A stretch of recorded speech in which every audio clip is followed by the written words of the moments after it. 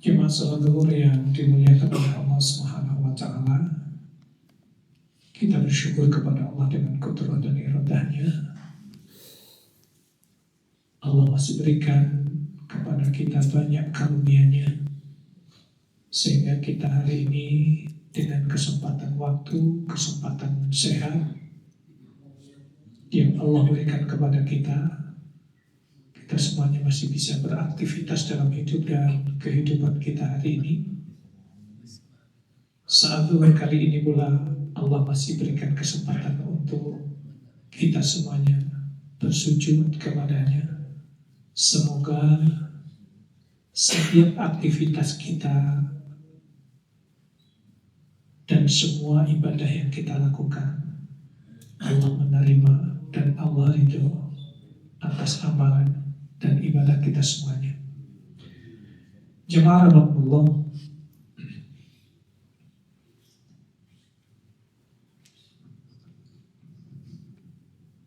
kata hijrah di dalam, kalau kita merujuk kepada lisan Arab, itu artinya adalah meninggalkan atau berpaling atau memutuskan.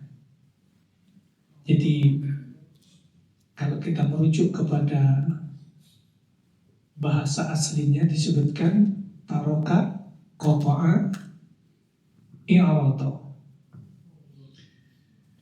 Kemudian ini karena sering jadi bahasannya, ada satu hal yang perlu kita fahami dalam setiap kajian tafsir.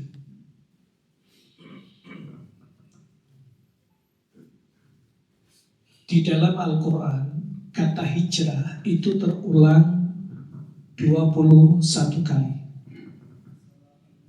Di dalam hadis Nabi,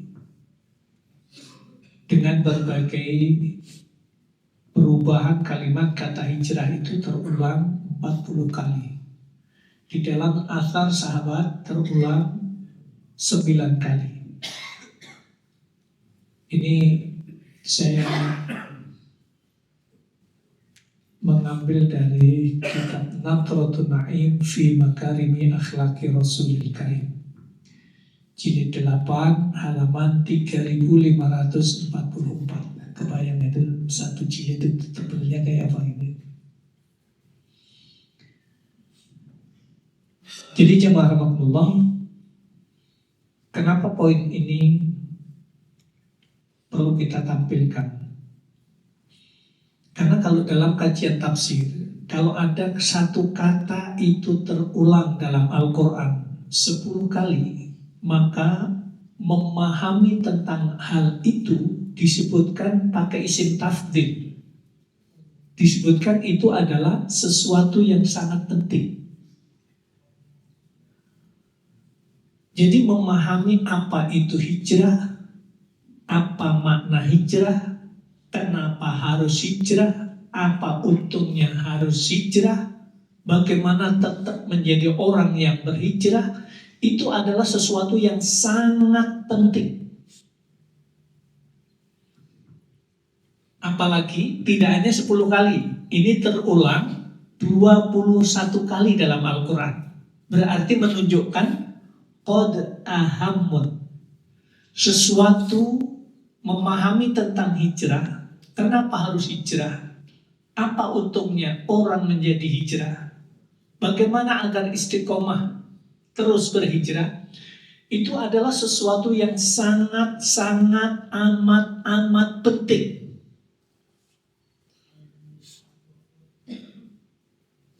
Ini apa namanya?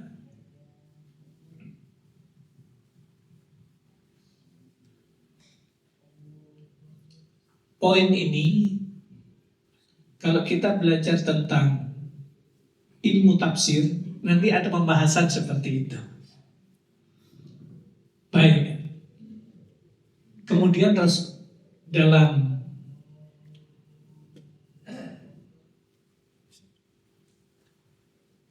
kenapa nih? Bisa bergeser.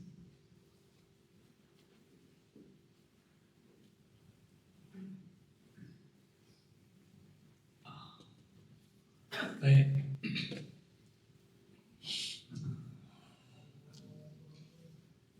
Yang pertama barangkali kita berangkat dari dalil yang ini. Kalau yang tadi itu para jamaah dimanapun saja, kapan saja menemukan tentang satu kalimat yang terulang 10 kali, menunjukkan bahwa kita semuanya sebagai seorang muslim, upaya usaha memahami tentang hal itu adalah sesuatu yang sangat penting. Kemudian, kenapa itu menjadi penting? Ini surat At-Taubah ini menjadi acuan bagi kita, menjadi dalil kenapa kita mesti harus hijrah. A'udzubillahi minasyaitonirrajim. Alladzina amanu wa hajaru wa jahadu fi sabilillahi bi amwalihim wa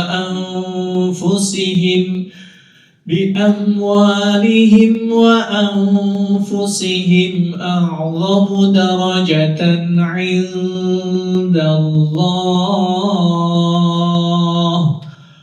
wa ulaika humul faizun. Di ujung ayat ini ada kalimat wa ulaika humul faizun. Ayat ini menjelaskan kepada kita semuanya bahwa yang dimaksud mereka itulah orang-orang yang memperoleh kemenangan. Betapa di dunia ini, Bapak Ibu jamaah semuanya yang dimuliakan oleh Allah Subhanahu wa taala, di dalam perjalanan hidup kita, ketika kita ada kerjaan urusan tender, menang itu menjadi target kita. Dengan segala ikhtiar tentu saja yang dibenarkan dalam Islam. Kemenangan itu adalah sesuatu yang harus kita raih. Tapi sebuah tata nilai Al-Quran memberitahu kepada kita bahwa orang yang menang, orang yang mendapatkan kemenangan, faizun, kemenangan, keberuntungan, kemuliaan, keterhormatan, kesuksesan, itu apabila orang itu yang pertama disebutkan alladzina amanu, apabila orang itu imannya benar. Orang yang imannya benar adalah orang yang beriman kepada adanya Allah dan kemahaan kuasaan Allah. Yang kedua, orang yang imannya benar itu adalah orang yang yakin, tidak ragu terhadap adanya Rasulullah dan terhadap kesuritauladannya Rasulullah Shallallahu Alaihi Wasallam. Kemudian kalimat berikutnya disebutkan wahajar, orang yang berhijrah. Ini yang luar biasa adalah ada 3 poin. Yang pertama orang yang beriman kepada Allah, yang kedua orang yang berhijrah, yang ketiga orang yang berjihad di jalan Allah.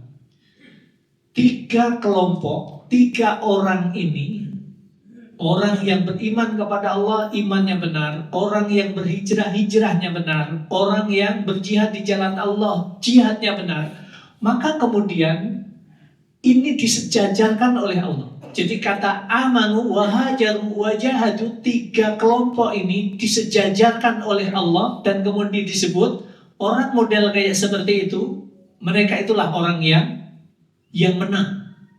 Orang yang mendapatkan keberuntungan, orang yang mendapatkan kemuliaan, keterhormatan, dan orang yang mendapatkan kesuksesan. Jadi jamaah rahimakumullah, ini yang harus kita pahami tentang ketika hijrah disejajarkan dengan iman, berarti itu ada tata nilai di hadapan Allah.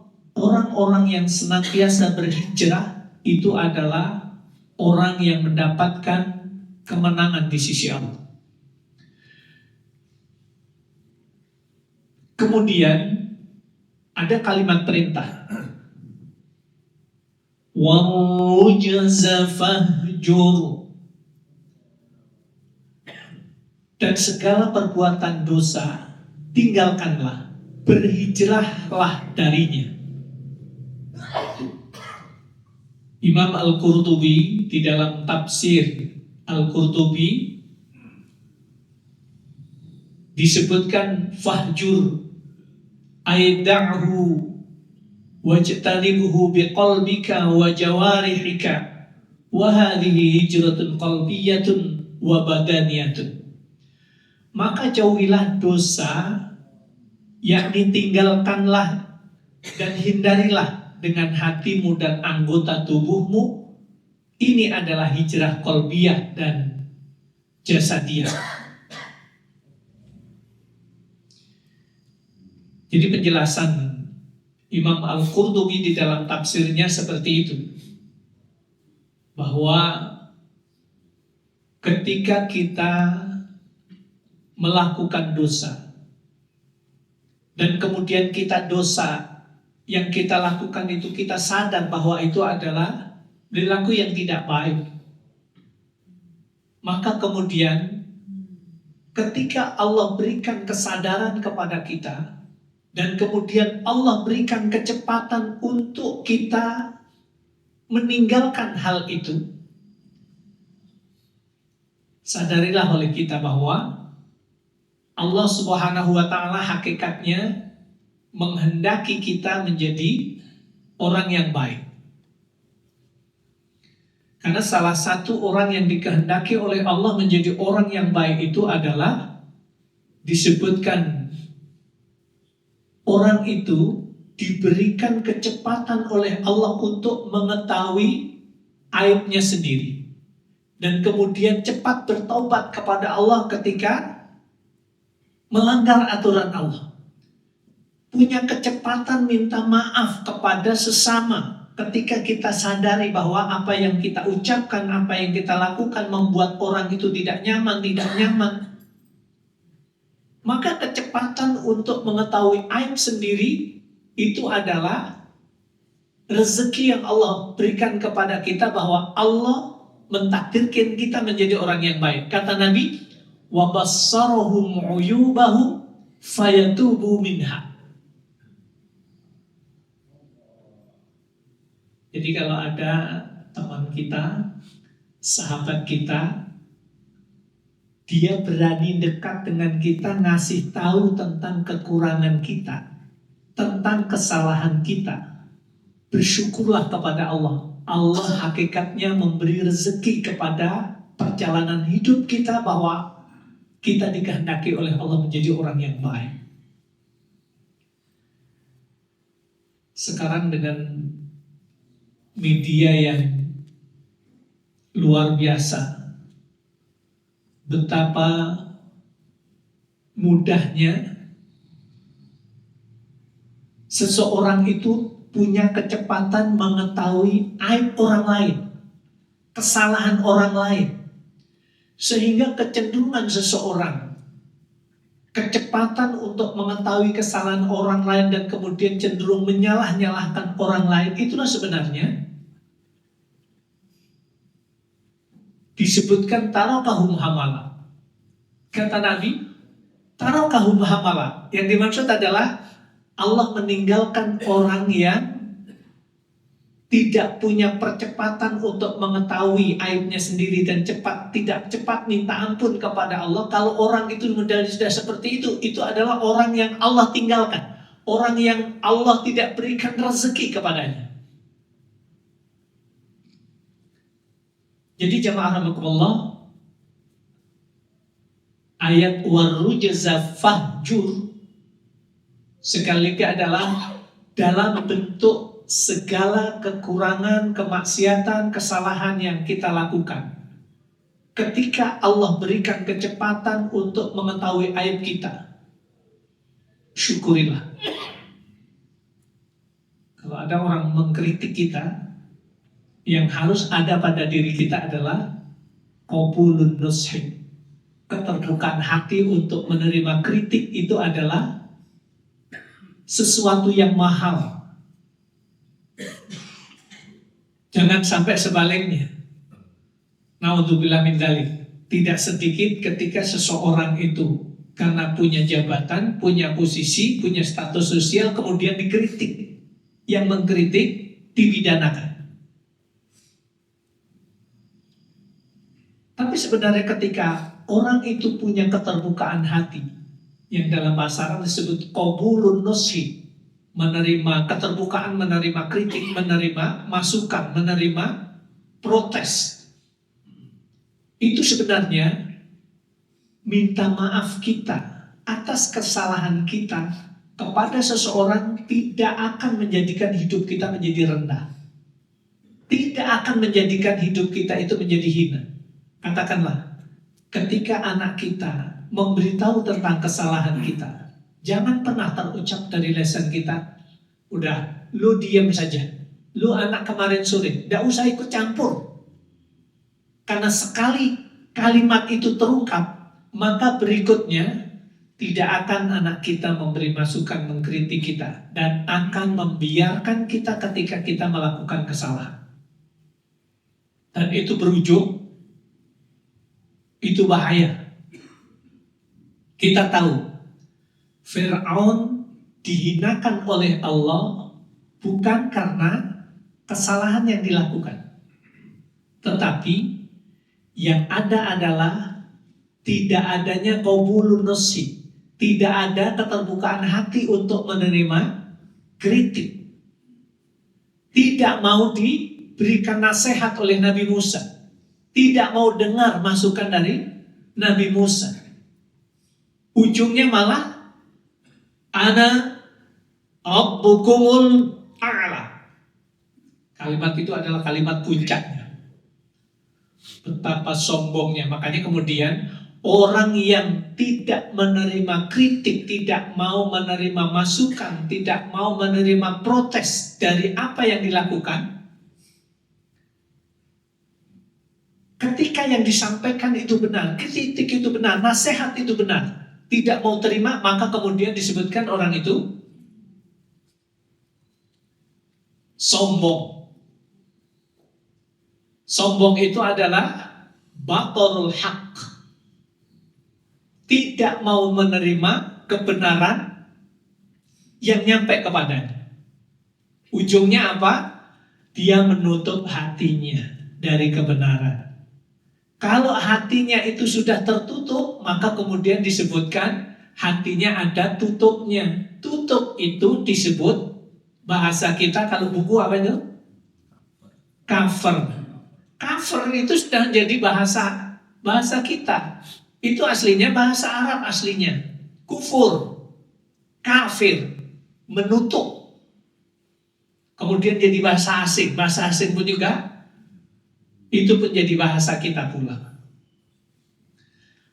Baik, jadi jamaah rahimakumullah, keterbukaan hati itu adalah rezeki. Syukurilah kalau ada orang yang berani memberi tahu tentang kesalahan kita. Cepatlah kita minta ampun kepada Allah kalau kita memang yang kita lakukan itu bentuk kemaksiatan kepada Allah. Kemudian Rasulullah Shallallahu Alaihi Wasallam menjelaskan tentang hijrah. Dalam hadis itu disebutkan wal muhajiru man hajara manahallahu anhu.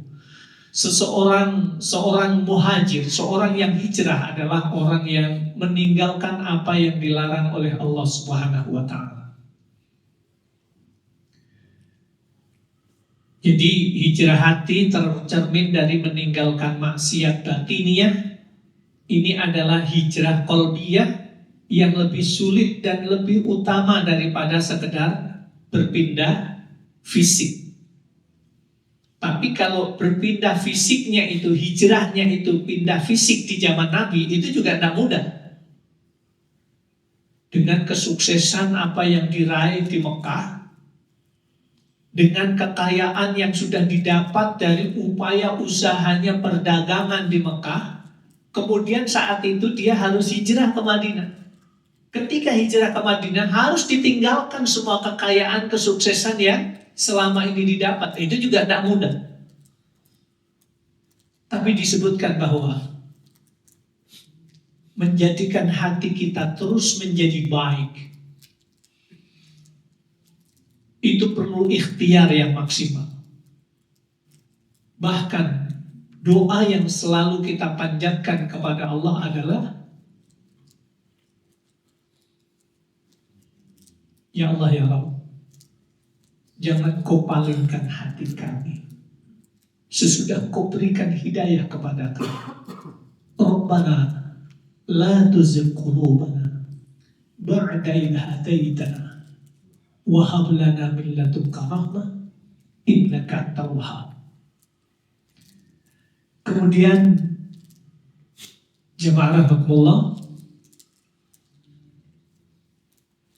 di dalam athar sahabat ini ada 3 poin yang saya turunkan. Yang pertama adalah dalil dari Quran kenapa hijrah itu menjadi penting. Yang kedua adalah dalil dari hadisnya. Kemudian yang ketiga adalah dalil dari athar sahabat. Disebutkan ma haqqu mri'in muslimin ayyabita lailatan illa wa huwa yuhajiru ilallahi biqalbi. Tidak sepatutnya seorang muslim bermalam 1 malam pun kecuali dalam keadaan berhijrah kepada Allah dengan hatinya.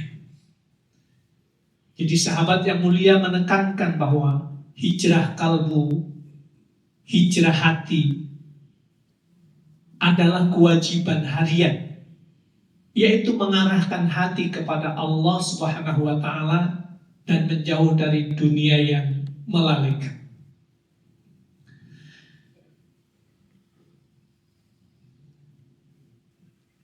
Kemudian Imam Ibnul Qayyim Az-Zawziyah rahimahullah berkata, hijrah yang paling agung dari 2 hijrah adalah hijrah hati menuju Allah, yaitu hijrah niat, hijrah kehendak, hijrah cinta, rasa takut dan harapan kepada Allah Subhanahu wa ta'ala.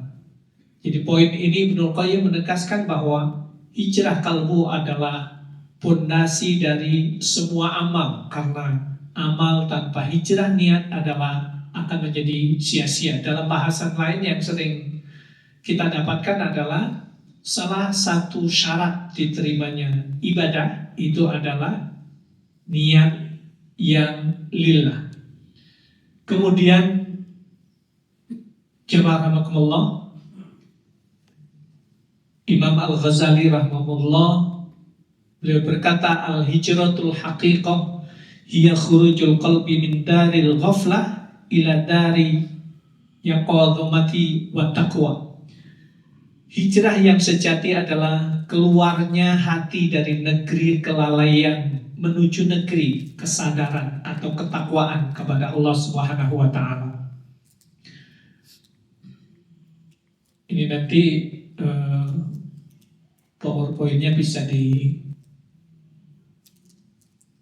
minta ke pengurus kalau ingin baca-baca. Tapi yang paling poin yang saya ingin sampaikan adalah tentang fawaid.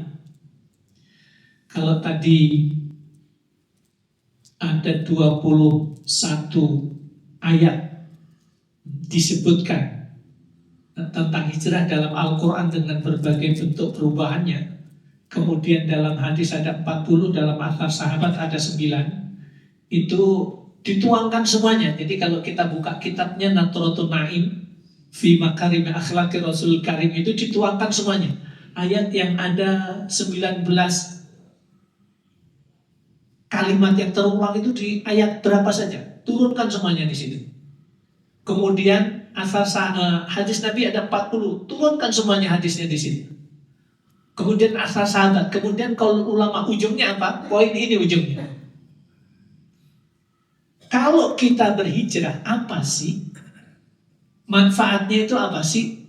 Yang pertama adalah dalilun kamalil iman wa husnil Islam. Bahwa ketika orang itu berhijrah, itu menjadi dalil, menjadi tanda bahwa orang itu memiliki kesempurnaan iman dan Islam. Jadi nanti bahasannya tentang ini, fawaidul hijrah, manfaat atau nilai-nilai hijrah. Yang kedua,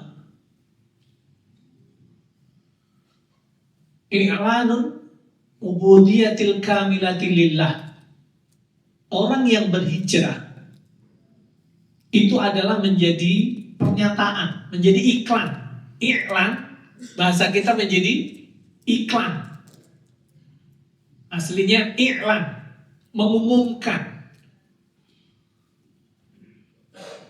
bahwa orang yang senantiasa berhijrah itu mengumumkan dirinya hanya penghambaan yang sempurna itu kepada Allah Subhanahu wa ta'ala. Yang ketiga, dalilun mahabbatillah wa mahabbatir rasulillah. Orang yang berhijrah itu adalah menjadi tanda bahwa orang itu memiliki tanda cinta kepada Allah dan memiliki tanda cinta kepada Rasulullah SAW. Yang keempat, orang yang berhijrah itu menjadi tanda, menjadi dalil, menunjukkan bahwa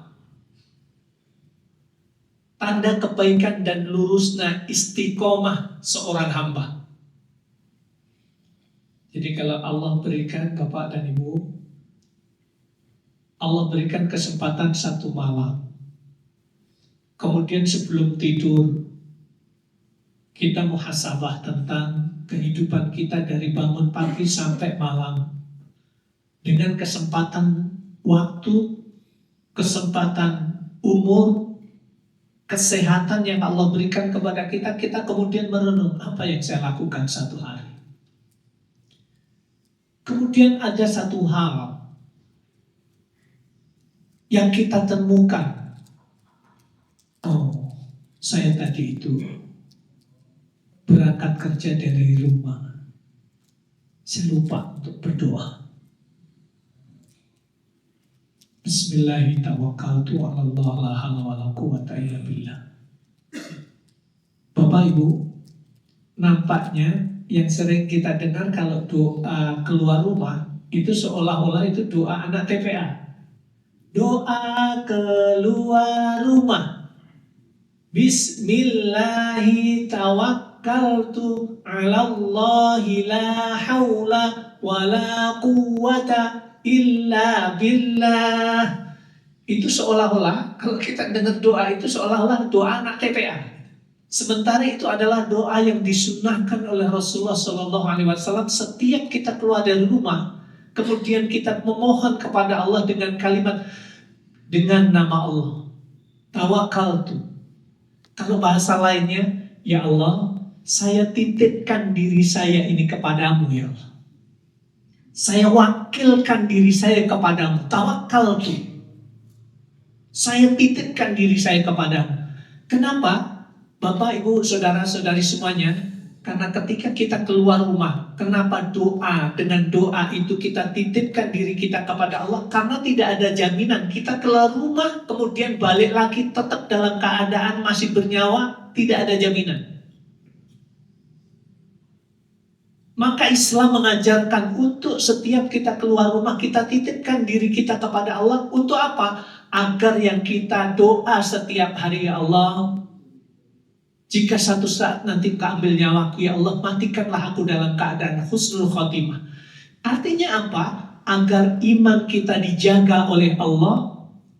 Kalau satu saat dalam perjalanan ternyata Allah takdirkan kita mati, sampai rumah sudah tidak bernyawa lagi, iman kita masih dijaga oleh Allah Subhanahu wa Ta'ala. Tapi dibalik itu semuanya, apa yang kita lakukan, aktivitas yang kita lakukan, ketika kebaikan-kebaikan di dalam bekerja kita lakukan, di situ ketika kita wakilkan diri kita kepada Allah, Allah akan berikan keberkahan atas rezeki yang Allah titipkan kepada kita. Baik. Kemudian yang kelima, al-wa'du bil karamah wal fauz bil jannah. Ketika seseorang hijrah, itu dijanjikan oleh Allah. Yang pertama, Allah akan muliakan kehidupannya. Dan yang kedua, Allah akan janjikan kepada orang yang hijrah itu dengan surga. Yang keenam, tafrihul qurbati wa husulil khairat. Menghilangkan kesulitan dan mendapatkan berbagai kebaikan. Jadi kalau tiap malam kita komitmen evaluasi diri, besok saya akan lakukan ini. Kita rubah diri kita untuk menjadi lebih baik, Allah akan berikan segala sesuatu yang kita hadapi menurut akal kita nggak bisa, menurut kekuatan fisik kita, hati kita, psikologi kita tidak kuat. Allah akan mudahkan. Allah akan berikan jalan keluarnya. Dan Allah akan berikan keberkahan kepada hidup kita. Yang terakhir di sini disebutkan tentang fawaidul hijrah. Manfaat dari hijrah itu sendiri adalah pembeda antara iman dan kekufuran, serta bentuk pilihan bagi manusia. Jadi jemaah rahimakumullah, yang membedakan orang itu beriman kepada Allah atau tidak, itu adalah komitmen di dalam senantiasa memutuskan segala sesuatu bentuk kemaksiatan yang telah berjalan dalam kehidupan. Kemudian meninggalkan bentuk kemaksiatan yang dilakukan. Kemudian komitmen untuk melakukan yang lebih baik. Ketika ini terjadi, itulah tanda bahwa orang itu Allah berikan iman yang benar dalam kehidupannya. Wallahu a'lam bishawab. Mudah-mudahan poin ini subhanallah ya, dalam kajian untuk menyimpulkan poin manfaat seperti ini, itu yang paling nampak dari sebuah kitab yang selama ini saya baca. Itu yang pertama adalah Syarah Riyadhus Shalihin, Bahjatun Nadhirin, Syarah Riyadhus Shalihin. Dari setiap hadis itu diturunkan tentang manfaat hadis itu apa. Dan yang paling luar biasa itu ini, karena ini yang menulis tidak hanya satu orang, 51 ulama besar yang menulis buku atau kitab Nathratun Na'im fi Makarimi Akhlaqi Rasul Karim. Jadi saling memberi masukan, saling evaluasi, dan kemudian terwujudlah kitab itu. Dan itu luar biasa kitab itu. Baik, mudah-mudahan ini menjadi tambahnya wawasan bagi kita semuanya tentang nilai-nilai hijrah dalam kehidupan. Dan semoga Allah jadikan kita orang yang senantiasa beriman kepada Allah, hamba yang senantiasa berhijrah, dan orang-orang yang senantiasa berjihad di jalan Allah Subhanahu wa Ta'ala. Dan ujungnya tentu saja dengan itu semuanya, semoga Allah berikan kemenangan, kemuliaan, keterhormatan pada diri kita, keluarga kita, dengan segala keberkahan yang Allah berikan.